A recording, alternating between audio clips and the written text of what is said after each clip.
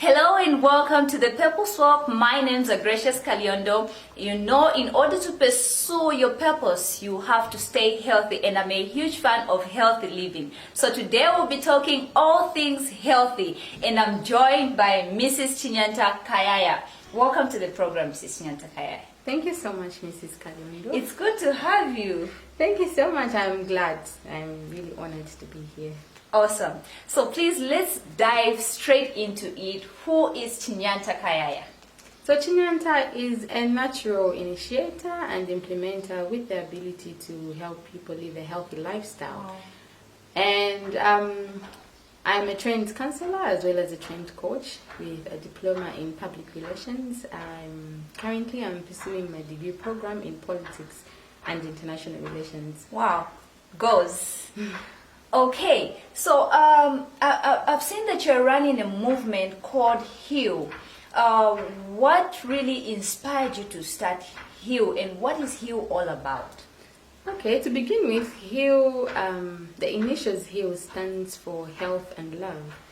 And Health and Love is a movement that seeks to provide a roadmap, tools, as well as techniques to enable individuals live a healthy lifestyle, not limited to diets. Yeah. And so HEAL hinges on exercise, on healthy meal plans, as well as coaching. And under coaching, we do a lot of mental and physical support.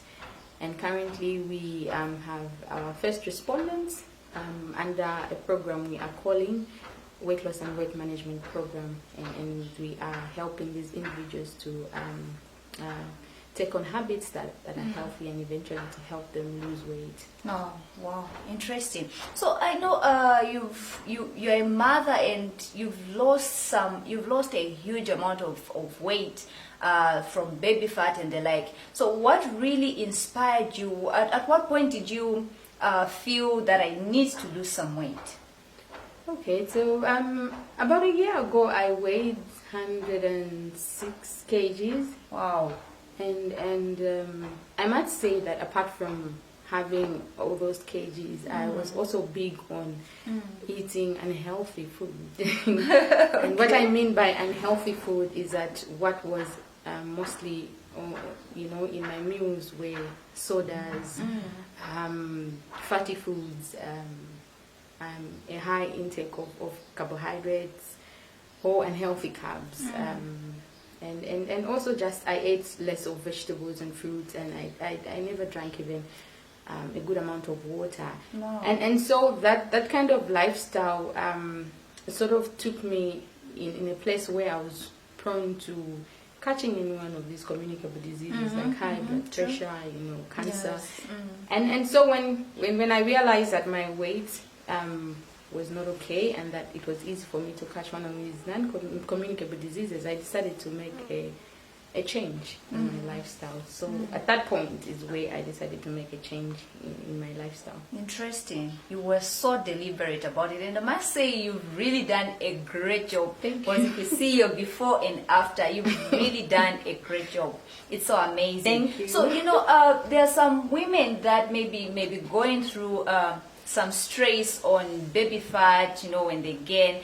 So what advice would you give to women that are struggling with baby fat? Okay, to begin with, you need to love yourself enough to make changes. Self-love.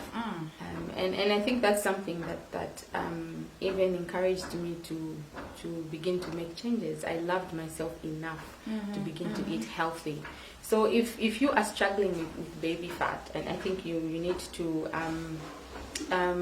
start making changes in your lifestyle by incorporating things like exercise, drinking a lot of water, at least 3 liters per day, and also you need to get a lot of support from people around you, so that you are able to get rid of any weight that you accumulated through pregnancy. Oh, interesting. And I've liked that you've brought out something about getting the support from those around you. Do you think there's some stigma around weight gain? Yes. I think there's a lot of stigma surrounding being chubby. And for me, I think it's a socialization issue, and I think it's something that starts from a young age, you know, we are socialized into thinking that being chubby is not okay. Yes. And I think particularly I'll give an example of the time that we were growing up, you know, with my young sister. Whenever we were taking walks in the compound, you find that, because my young sister is on the chubby side, you know, she's always been on the chubby side. So you find that whenever you're walking on the street, you find kids, you know, gang up and they start singing songs like Dumbo, Sakudia, Dele the Beans. So, so you find that from a young age, your identity, you have, you know, your identity, but then they also give you another identity of a Dumbo. And also we get into being socialized that you are fat and that is not okay. Yes. You know? So it starts from a very young age, and I think it's a campaign that everyone should get into where we destigmatize the issue around chubbiness. Yes. And yes, for me, and I think I also just got a lot of stigma because whenever I was greeted by someone, you know, the time I was very big, they'd usually greet me with Waina, you know, what's wrong with Waina? Yes, you know. But I think it's not a greeting. It's not a greeting, and you know it plays a huge role on the mental part of it, because the moment someone greets you like that, you start having certain questions. Am I looking that bad? And you have all sorts of questions that would demoralize your self-esteem. So when you look at weight gain, do you feel weight gain comes with certain insecurities? It does come with a lot of insecurities. It does. Like, for example, you know, myself, I never felt beautiful the time that I was like 106, you know, because I was very insecure, first of all, about my body. And I think I usually asked my husband questions like, do I look okay? Like, you know, am I beautiful? Because I felt insecure. And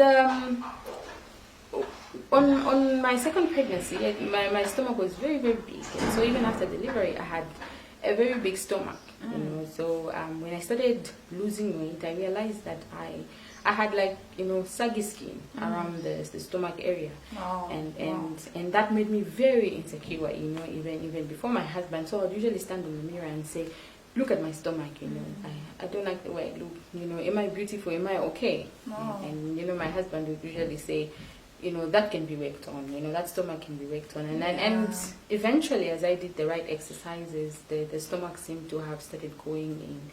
But for some people, that's irreversible. And sometimes if you're very, very chubby and you lose weight, like that, you have some saggy skin. And so you just need to have enough love for yourself that, you know, even if you have saggy skin at the end of the day, you still need to love yourself, you know. And one thing I forgot to mention about stigmatization is that we should tell a different story, you know, today, that you can be chubby and healthy, changing and it is okay. You can exercise, eat right, and still be chubby, and it is okay. Look at me, I'm not very skinny, you know, I'm not very, very on the small side, but I You're exercise. healthy, yes. Right? And I'm chubby, and it's okay. Yes. So it's okay. You can be chubby and healthy. Don't feel bad about it. So I know you had a very supportive husband, and when you were going through the process of losing weight, you quite had some supportive friends, relatives. Now, looking at an angle where someone doesn't have a supportive husband, for instance, you know, there are some men who feel maybe now that my wife has children, she's not looking nice, she's not looking the way I met her, and there are all sorts of things which may also at some point maybe lead to infidelity because they feel she's not looking better than the other person.